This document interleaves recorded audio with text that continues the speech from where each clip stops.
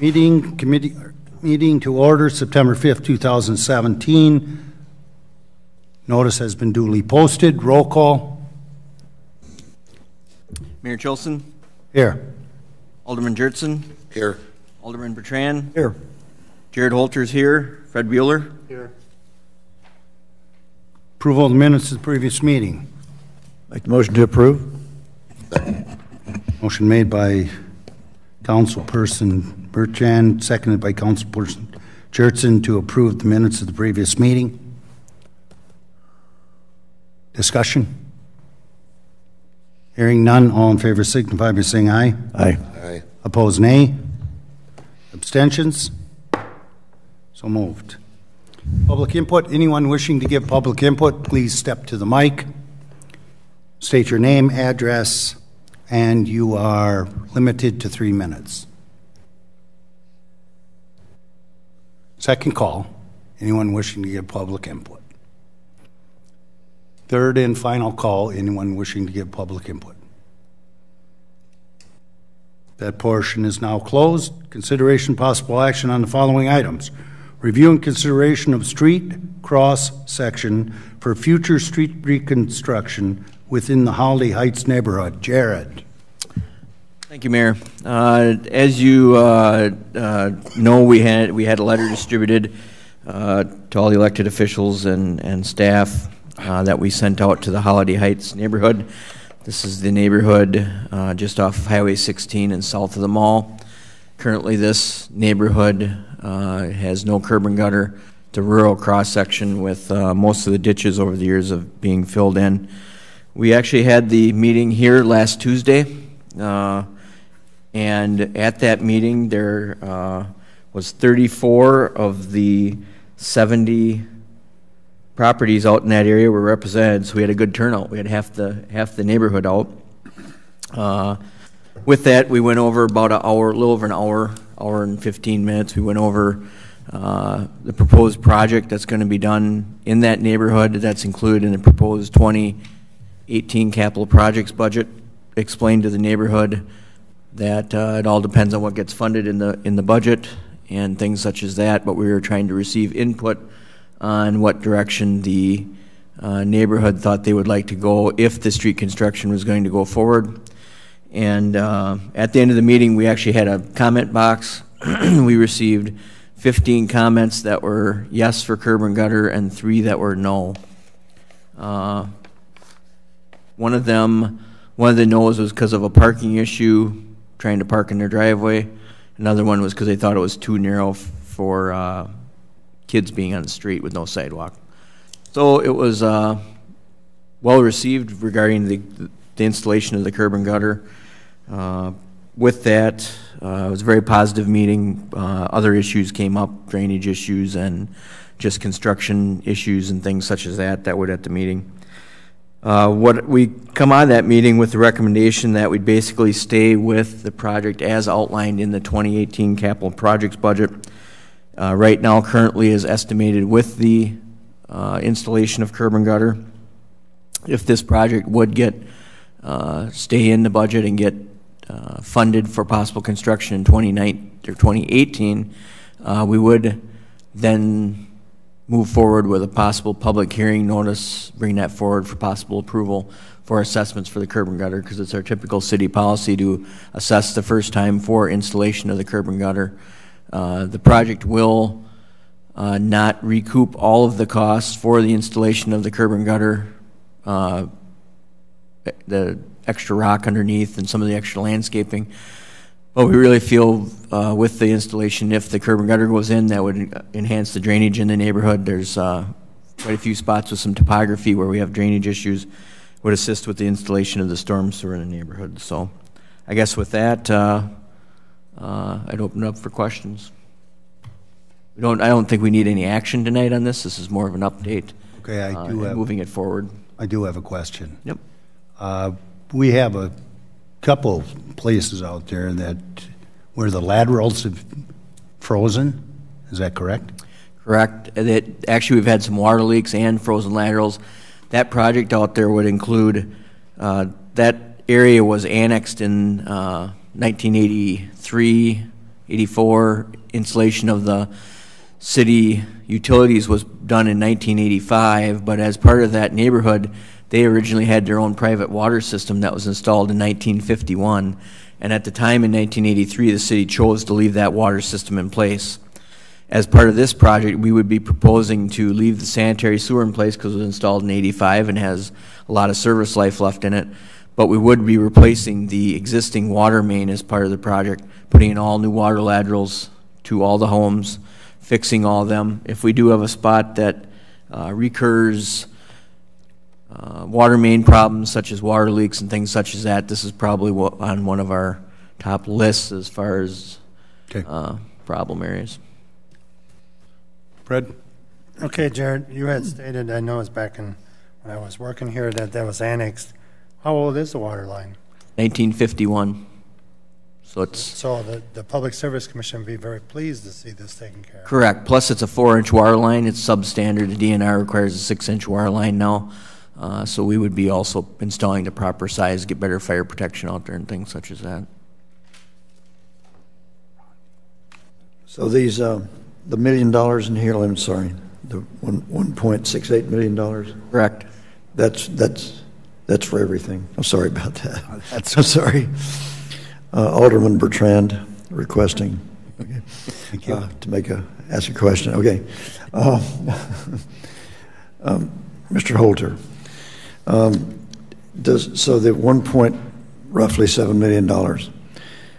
So is that escalated to 2018 dollars, or how do you do that? Yep, that is estimated using 2018 dollars with a contingency.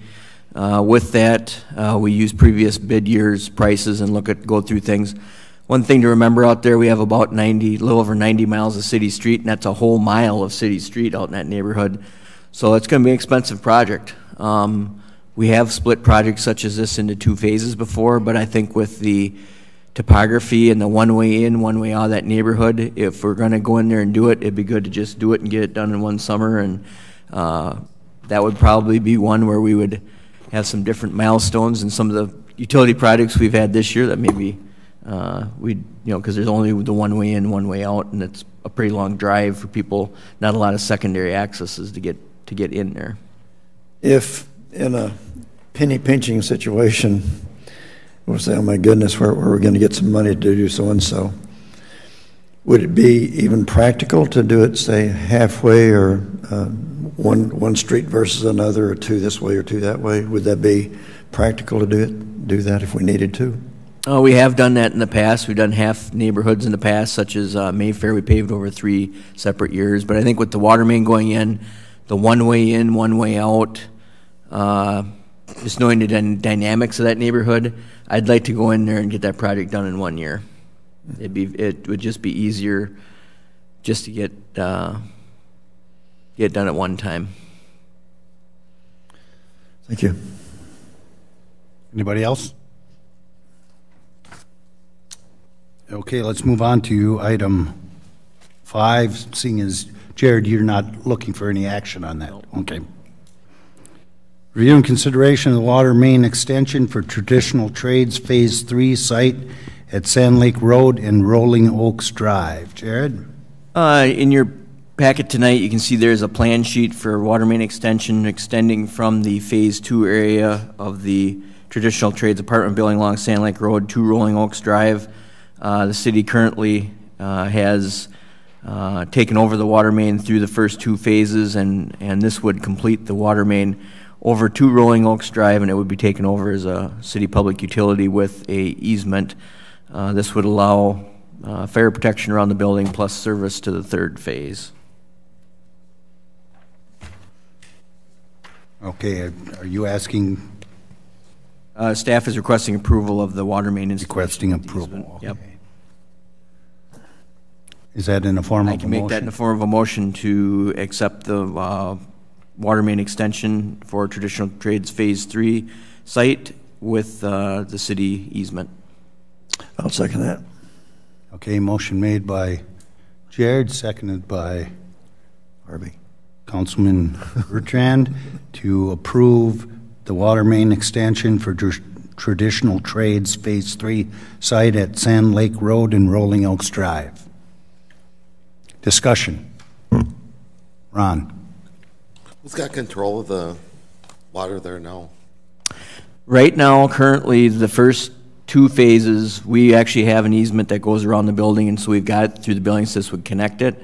Part of the reason that in previous years, we had tried to keep water main loops private if we could, but the DNR about 7 years ago changed their code that if we have these as private, then we've got, and it's connected in 2 spots, we've got to have a backflow check valve.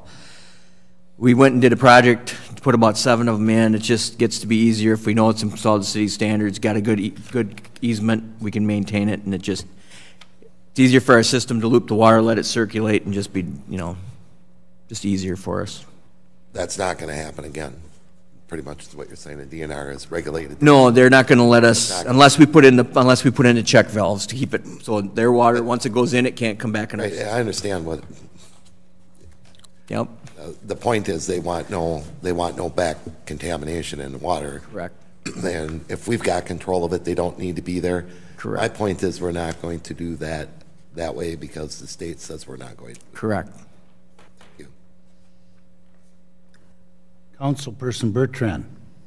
They're anticipating this. Traditional Trades is anticipating. Correct. There'll be no cost to the city for installation of the water main. So there are no surprises on their part. Okay. No, this was part of their original master plan. Okay. Anyone else?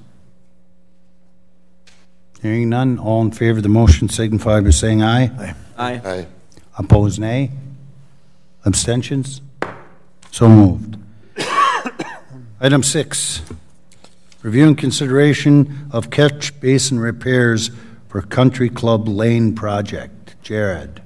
As you know, in this year's capital improvements project list, we had a street repair in Country Club Lane. We repaved that street. We replaced probably 10 to 15% of the catch basins out in that area, 20% of the concrete around the catch basins. Out in that area, for some reason, the way those catch basins were put together 20 years ago, over the course of the 20-year life, almost every one of them catch basins has been dug up and replaced around the rings and things. With the new street, we knew that area we had problems, so in the capital improvements budget, we budgeted $50,000 to line those catch basins, so that way for the next layer of street life, hopefully we want to go out there and fix them at anywhere from $1,000, $2,000, $3,000 a piece by the time we get done fixing them, depending on how bad the repairs are. I do have a memo attached in your packet tonight from Kevin Schubert, the Assistant City Engineer, outlining that HydroClean would be doing the work for us for a total cost of $22,860. One of the things I would point out is that we're not only going to be doing the rings, we're going to be going down and then go down into the structures and doing around the pipe. We have been seeing some failure at those spots too. And one of the things that we always get asked, and in the email, just want to point out there's a line in there that says the lining is a cement-like material with an extremely strong bond, is not affected by road salt. So we have looked at a couple of different products and different things, and this is the best one we've come up with. Question. Councilperson Bertrand with a question.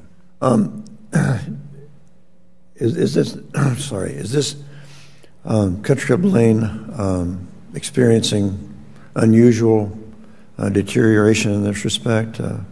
This seems to be an issue in this case, but maybe not others. It is to a certain extent. What we've found through our growth in the late 80s, early 90s, part of what we found was sometimes the catch basins, when they're getting constructed, the rings are getting put together to bring the casting up to elevation. Some of the mortar that was used at the time was not of the highest quality. Maybe it wasn't mixed the greatest. One of the things our specifications call out now is we use as much ready mixed concrete as we can instead of letting them mix mortar and things such as that. So in the last 15 years, we have changed that to hopefully get a longer lasting product. But I think part of it's the workmanship that just went into that stretch of road when it was put in. Whoever did it, it was was a little bit subpar, and we're paying for it today. Thank you. Councilperson Geertsen. Most of the damage is caused by what's in the water, not the water. Yeah. Well, eventually the water causes it because the water takes out the dirt and Right. the Well, you soil. got But salt. yeah, it's That's mainly, my question a lot of times is, this has gone on, what are we doing so this doesn't happen again? You know, and I understand that the concrete that we've got is not the concrete we had in 1948, yeah. and that's part of the problem. Yeah. But somebody's got to have a solution on joints where we're not, whether it's rubber or it's plastic. There's a couple of different things we've done over the years. We've tried to use a elastic rubber boot. Started out at about $50 a catch basin about 20 years ago. They got so sick of doing it, it got to the point where we're paying $400 a catch basin to put the elastic boot on for a catch basin that was costing us $1,000. So the boot went down the highway. Yep. We have, as I said, we spec now already mixed concrete. We don't let anybody mix any mortar on site, which is a huge difference in the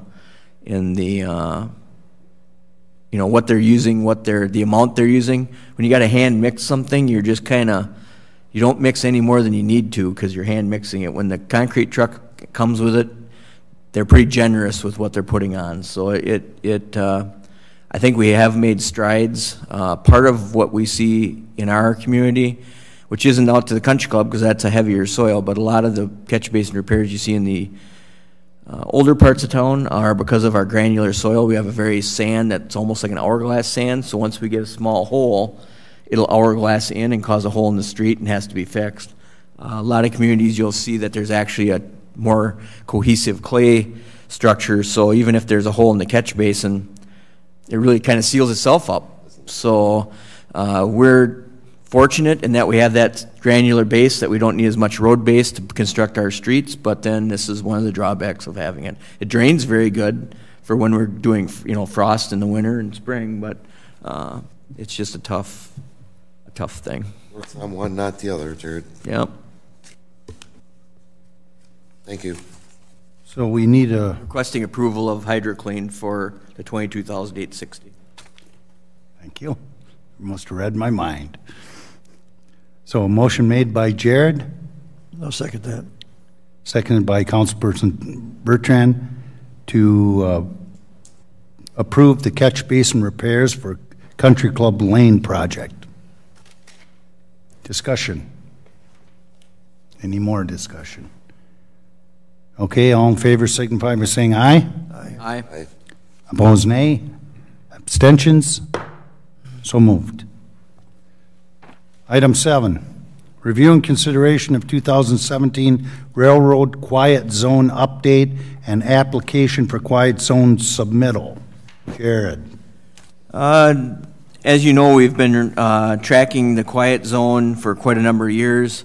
City staff actually started in 2006 looking into this and actually made some applications and was told that unless you had a quiet zone ordinance on the books before 1992 or so, sometime in the 90s, you had to submit a formal application and meet safety thresholds and safety standards.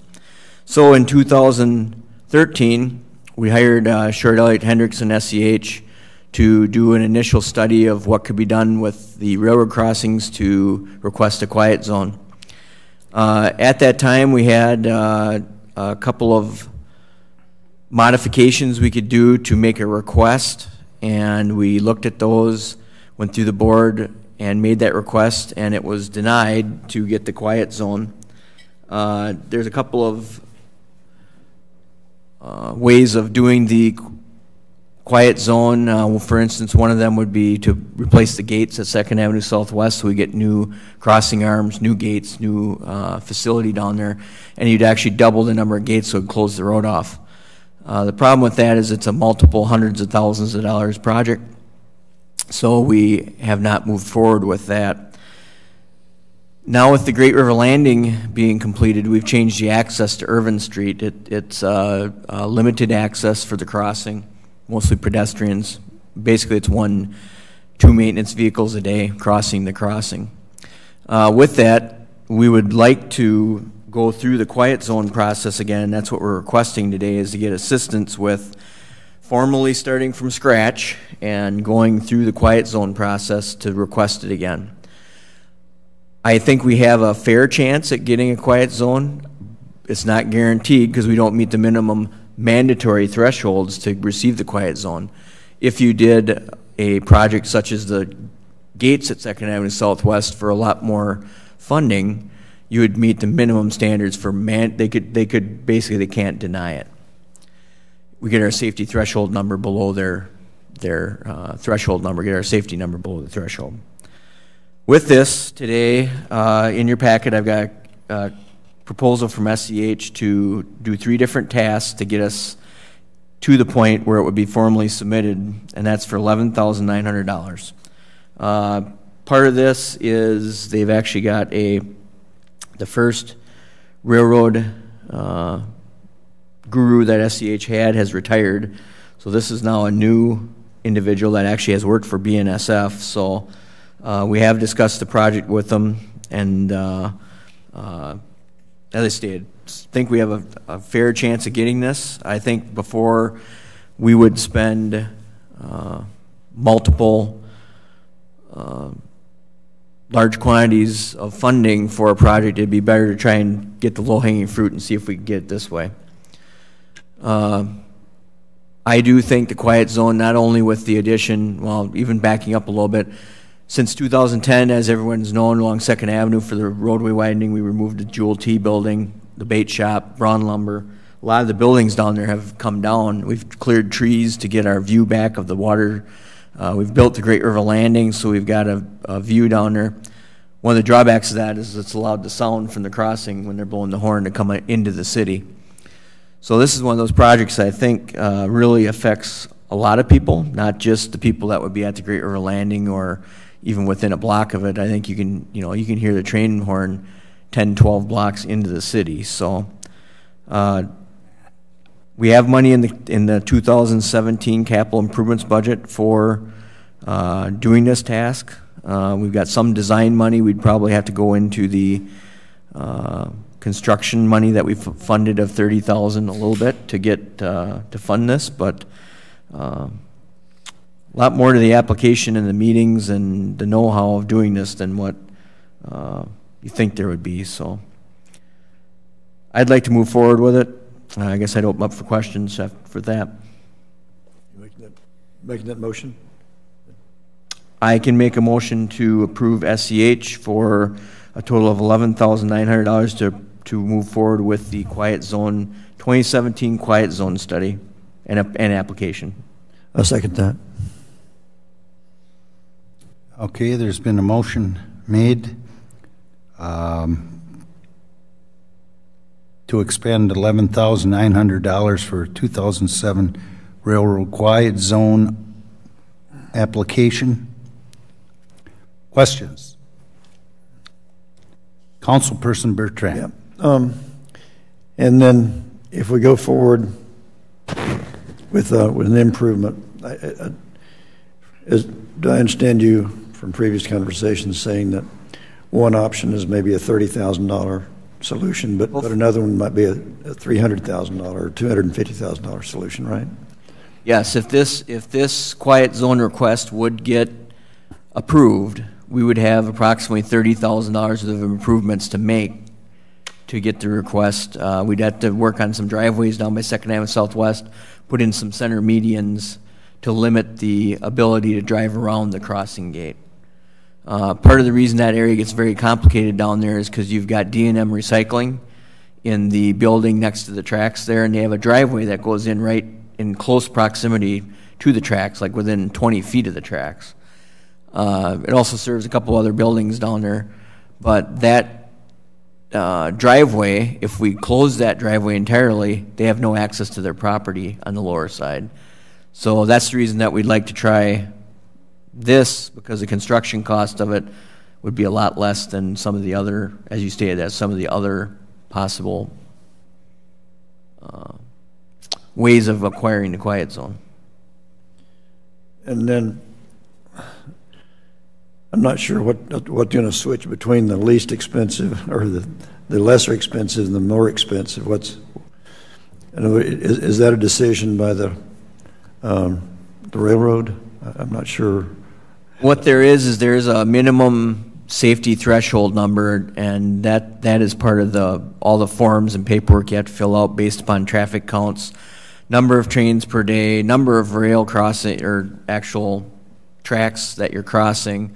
There's a variety of things that go into that formula, so that's all figured out as part of this work that SEH would do. And then we have, we're doing this assuming the lowest cost solution with this application. So you think there's a pretty decent chance we can make it so we can make that $30,000 improvement? Enough that I feel it's worthy of us going forward with this versus just spending $300,000 on a different solution. I think we're doing the prudent thing, trying to get, if you want to move forward with a quiet zone and feel that's a worthy project that we want to move forward and keep trying to do it, this is a good way of doing the first step and not, much less cost. Councilperson Jurtson. We don't meet the minimum requirements.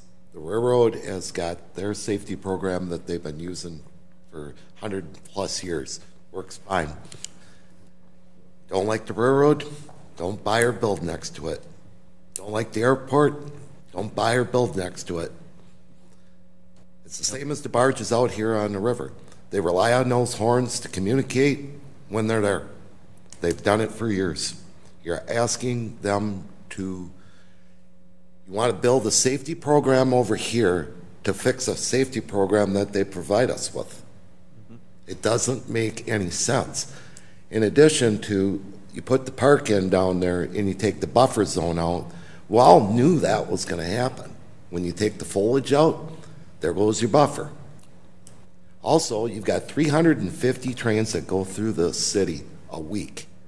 350. It's a lot of trains, guys. It's a lot of metal going through here. That doesn't stop on a dime. It doesn't care if a gate works. It doesn't care if a guy falls asleep. It doesn't care.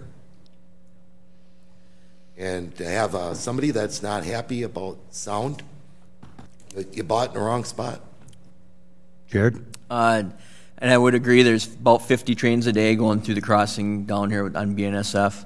One thing with the quiet zone, it would be if the engineer driving the train sees anything they deem as a safety concern, they will still blow the horn, or turn, the horn will be sounded if there is any safety item that they see.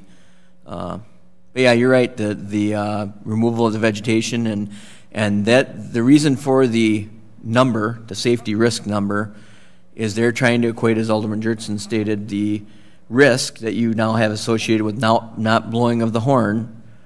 What risk level they've created a number. The number is like 11,707. The number is so arbitrary in the world of it doesn't mean anything other than that's the number. So they've got a number that somehow through the Federal Railroad Administration that they associate the risk that you've done other things to hopefully take the risk up from not blowing the horn. But I can't disagree with you one bit. Yep. Councilperson Bertrand. BNSF has to give their approval for us for that. They're part of the process. You actually meet with BNSF, Federal Railroad Administration, Wisconsin DOT, and then the Wisconsin Office of Railroad Commissioner's Office. So you make a application to the Federal Railroad Administration, but BNSF gets to comment on it, and that's where the comments will. If you don't meet the minimum number to get the mandatory, then they can offer comments, and then that's where. So the railroad folks kind of know how to run a railroad, I would assume, and if they don't think it's safe, they would say no. They will state an opinion on what they think the crossing is. Yeah. One thing that I will state down there that, and right now they do have a a problem down there with crossing of the tracks. You know, you can't cross anywhere, but the crossing, the gated crossing that we have at Irvin Street, and they've been doing a lot of enforcement. I think they're actually going to probably extend some fencing and things in that area.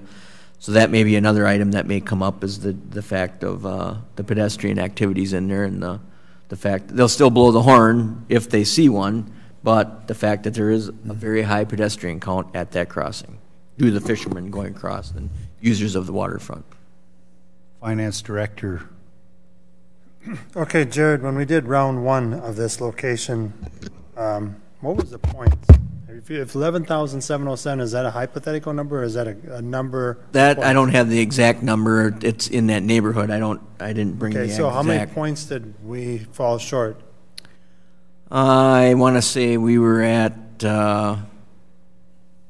14,000, 13,000. I don't have the exact. So the lower that in other words, You need we the were lower too number. high. Lower number. Well, I'm kind of agreeing with Ron. Is the fact is I think the chances of us, and I agree that that when it comes to certain places in government or federal government, railroad is one area that just does not deviate. And I just think we may be just throwing dollars into something that you'll never win.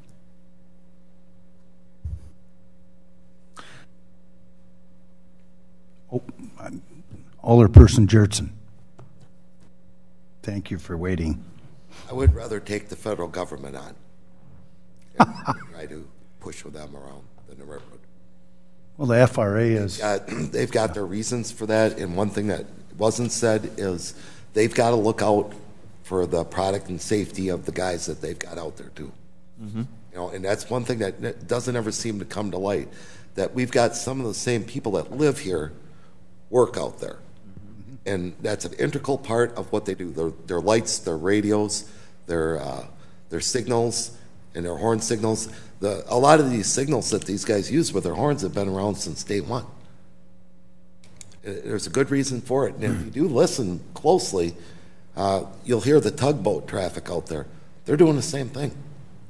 And I don't ever hear anybody say anything about that. They're doing the same thing. They're communicating. We're here. Yep. It's for good reason.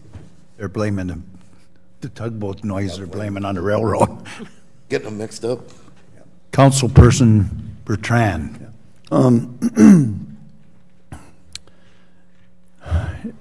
Not that we've discussed for hours about these issues, but it seems to me there's some pros and the cons, and there's some maybes, some maybe nots. I've never run a railroad before. I don't know all ins and outs, but I know that you and I've discussed some possible ways to make crossings like the Irvin Street safer. And I think too. I also know that a number of people who live down there, particularly in the mobile home court, they have complaints every time. Naturally, when I go by there, I would too probably if I lived there. But anyway, my point is, if we were able to do this safely, I think it would measurably increase the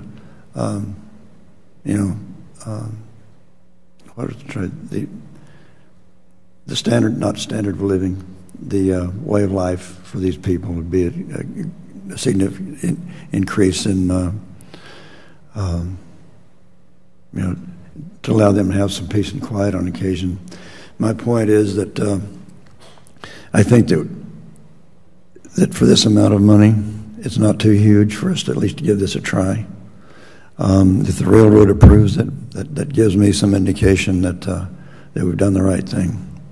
So I think we should go for it. Okay, we have a motion on the floor.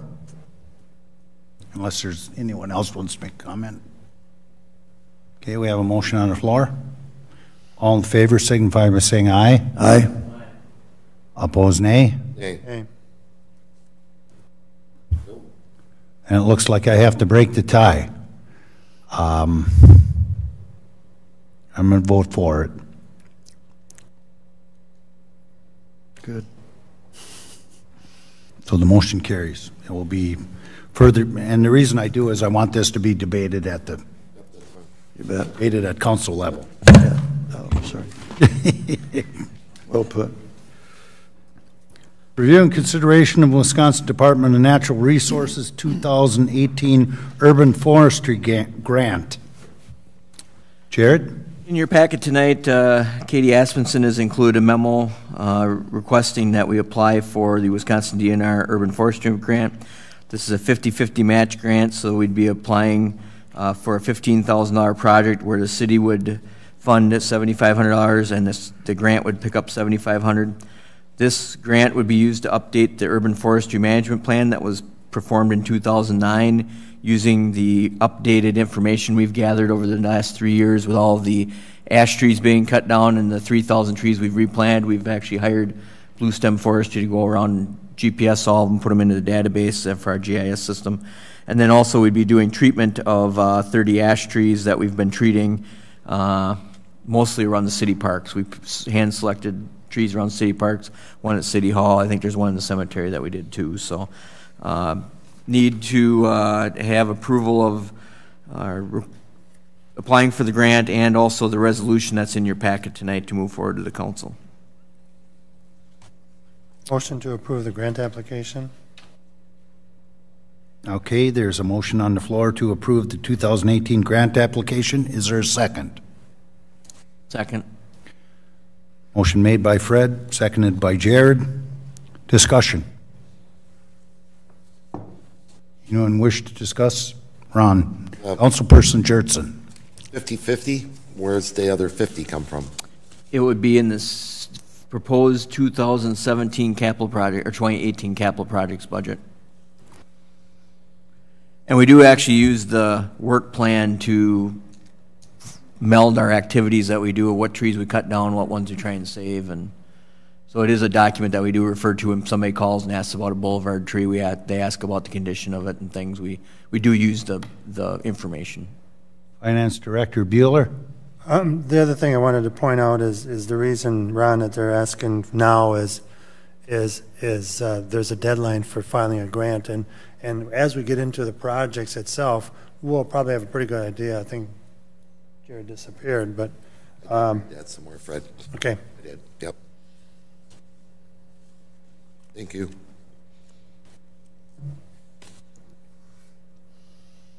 Any other questions, comments? Councilperson Bertrand. Yeah, is this $15,000, is it an amount which is it enough to do what we need to get done? Yes, yes, it is. Yep. Yeah, Yep. so we wouldn't be coming back needing 5,000 more. We actually use city staff to do the ash tree. This buys the supplies and things to do it, and then it'll be the update of the management plan. Thank you. Any other questions? Hearing and seeing none. All in favor of approving the 2018 grant application for the 2018 Urban Forestry Grant, signify by saying aye. Aye. Opposed, nay. Abstentions? So moved. Jared? I'd make a motion to approve Resolution 28-2017 for the grant. Seconded.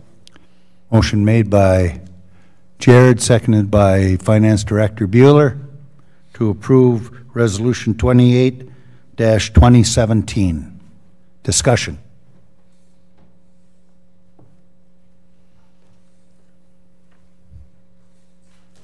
Hearing none? Or are we still studying it? No. Okay. Hearing none, all in favor signify by saying aye. Aye. Aye. Opposed, nay. Abstentions? So moved.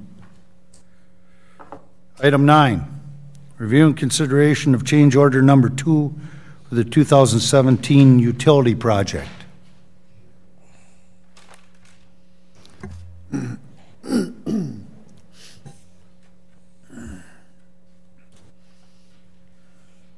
In your packet tonight, there is change order number 2 for the 2017 utility project. The handout I gave out tonight has the numbers that fill in the blanks in the proposed change order that was included in the packet.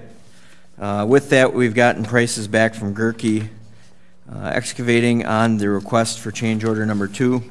These are items that the city actually requested of the contractor for some other projects. So there's 2 items in here.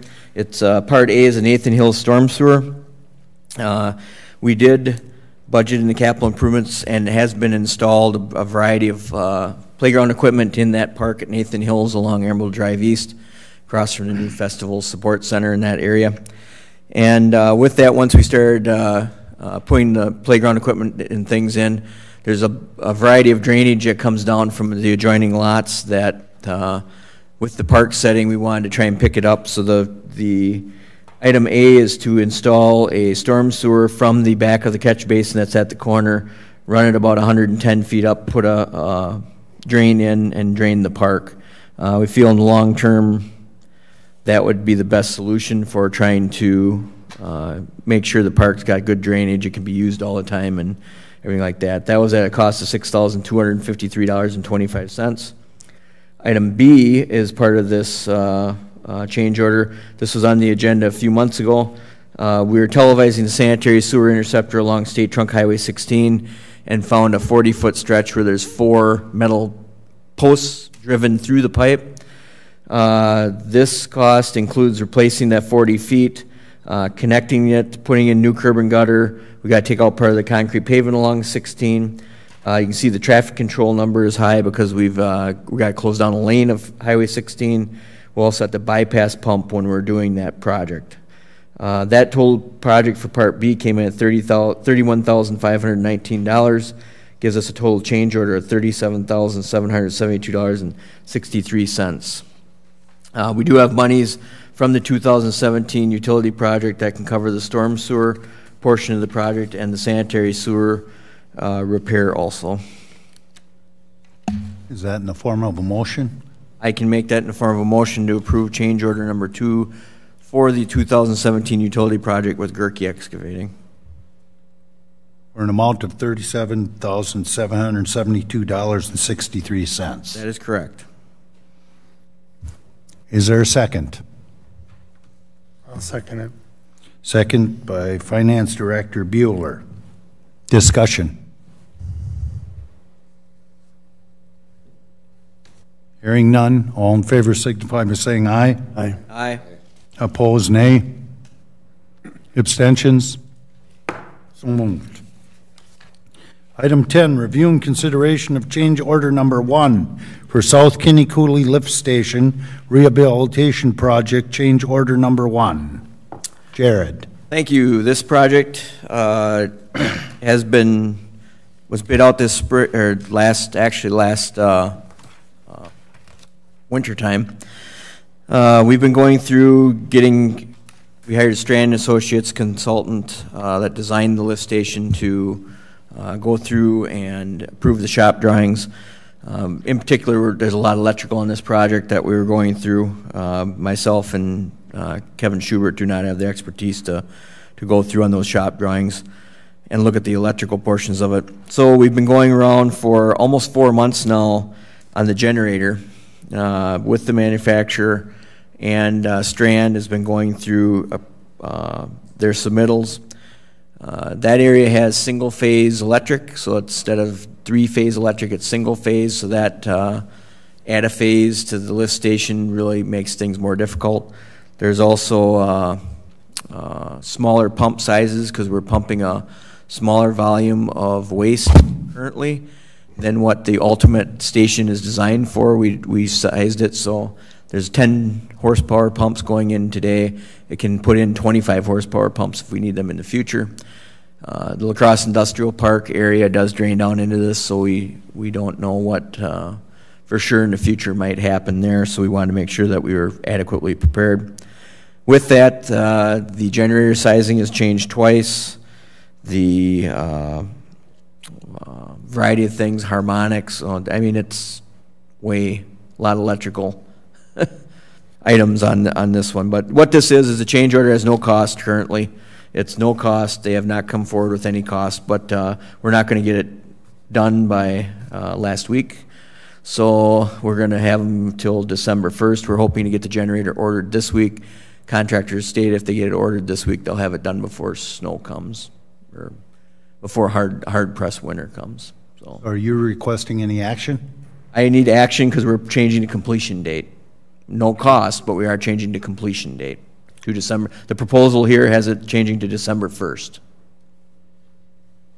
Why don't you make that in the form? I would make that in the form of a motion to Okay. approve change order number 1 for the South Canyon Coulee Lift Station project with Pember Construction and companies, and changing at no cost, changing the completion date to December 1st, 2017.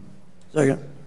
Okay, motion made by Jared, seconded by Councilperson Bertrand to change the completion date on change order number 1 for the South Kinney Coulee Lift Station Rehabilitation Project to December 1st.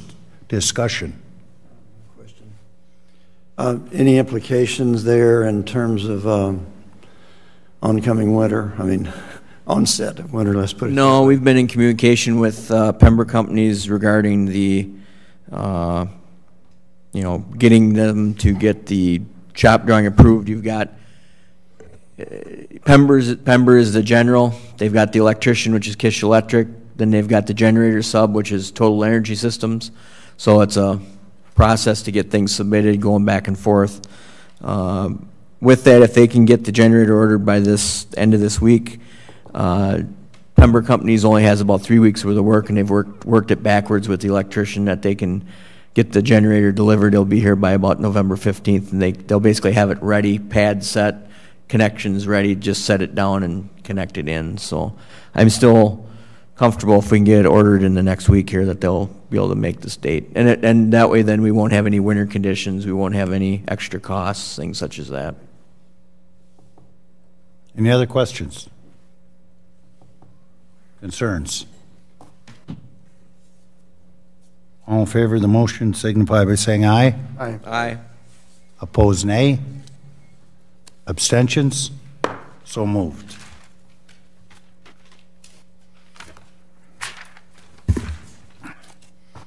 Item 11, review and consideration of 2017 pavement surface evaluation and rating, or PACER, for city streets. Jared. In your packet tonight, you'll notice that there's a couple items. Our phaser rating for the last number of years is included, and then our 2017 rating. I want to thank Joe Barstow, our GIS technician. He's the one that goes out and rates all the streets. Luckily, he's been here as a long-term employee, and he's done all these ratings you see, so we get consistency in our ratings. One of the things in the first page I'd point out with, we are required to do this with state DOT does require us to do this, but if you look at the graph on the page after in the packet tonight, it's got the graph of pavement condition versus pavement age. You can see how the pavement will last a certain amount of time, and that is where if we keep doing routine maintenance, we keep moving the curve forward. And it just goes to show if we do good maintenance, we have good conditions on our streets. A lot of our city streets, some of the ones we're replacing, are 50 years in age, between 40 and 50. A lot of times you only design a street for 20-year design life, so part of that's due to traffic conditions. I mean, obviously, if you don't have heavy trucks on it and things like that, we can make the street last longer. But one of the things I'll point out is there's a color graph in your packet tonight that shows the Whistler ratings that have been accumulated over the last 10 years. And if you go through there and notice, in 2007, 9, we were pretty good in the 5s and 6s, 7s and 8s, very good actually. Then in the, say, 2011, 13, we started slipping a little bit. And then 2015 is where I brought this forward to the Board of Public Works and really wanted to point out that you looked at 2015, you looked at our number of 7/8s, but if you looked at our disturbing trend of 3s and 4s, you look at that orange and then the purple, then the green, then the dark blue, light blue, there was a disturbing trend that was going up very fast. And at that time, I brought it to their attention, and we really made a commitment to paving city streets. And within the community, a lot of the streets that had been paved in the 60s, early 70s, we've got more work to do on that, I feel, but we really did put a dent in what we've done. So if you look at the orange lines for 2017, you can see we've got some of the highest rated amount of miles for 9s and 10s, and then if you go back and you look at that 7s and 8s, we're back to the 2009, 11, 13 numbers, maybe not as high as 2007, but we're back to where we were on the 7s and 8s. And the one that I really like to see going down are the next two. The 5s and 6s went down to the lowest level ever, and the 3s and 4s really went down. One thing I would point out is that you can see our 1s and 2s are the highest they've ever been. So what we've done is we've made the commitment that we're not trying to band-aid city streets that we feel are beyond their life. So if you look at the curve on the other page and you see where the curve's getting down to the poor rating, and you look at what a 1 and 2 is reconstruction, or a 3 and 4 is basically an overlay or recycling. What we find on our city streets is the fact that on the low volume streets there's no overlaying them. We just tear out the pavement and repave them because we use a very minimal thickness of asphalt anyway.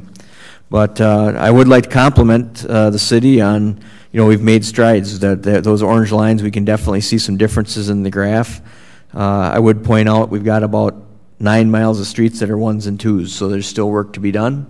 There's still streets that could use, getting done, and there are streets, a variety of streets in the proposed capital improvement budget. But if we can keep up on this, we had kind of a disturbing trend that I think we've made some headway. But we've paved last year in 2016, we paved almost 5 miles of city street of the 91 miles that we have. So we haven't done quite as much this year, but we're on pace next year to hopefully, depending on how things come in the capital improvement budget, might be another 3 to 4 mile a year, so we could make another dent in what we have. But this is just more for information, for use. We use this as a city staff in compiling the capital improvements budget and making decisions on what streets we maintain and how we maintain them. So I guess if you got any questions, I'd be happy to answer them. Well, I would like to commend you, Jared, on putting it forward a number of years ago, and so that we could allot that money to have these streets worked on. And so it's through your leadership that we actually have approved that. Yes, the council has said yes, but but it's through your leadership and the PACER ratings that was brought to light. It's a great thing. Joe does a great job of maintaining the data, everything like that. He gives me the information, and it's just a great tool, and he does a great job at making sure we have it available. Finance Director Bueller. I do feel this report is a very valuable report, and it is used for future thought process for the city. And with that said, I accept this report and place on file as a motion. Okay, a motion to accept this report and place it on file has been made by Finance Director Bueller. Is there a second? Second. Second by Councilperson Bertrand. Questions? Discussion?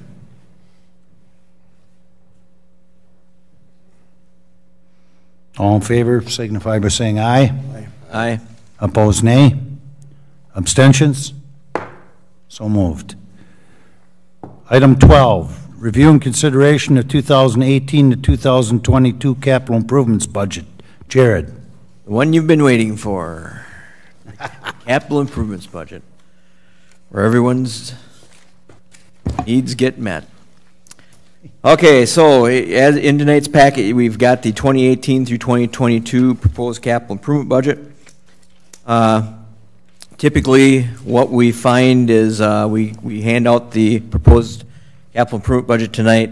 Can go through it if the Board of Public Works would so choose.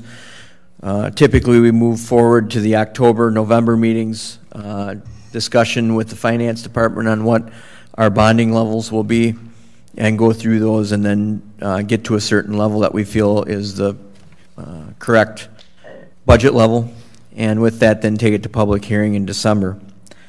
Currently in the 2018 proposed capital improvement budget, you'll see there's about $12.5 million for the proposed projects. Of that, there's about $2 million in grants or funding that's already funded through previous years. Gets us down to about $10.5 million. We typically borrow bond $3 to $4 million.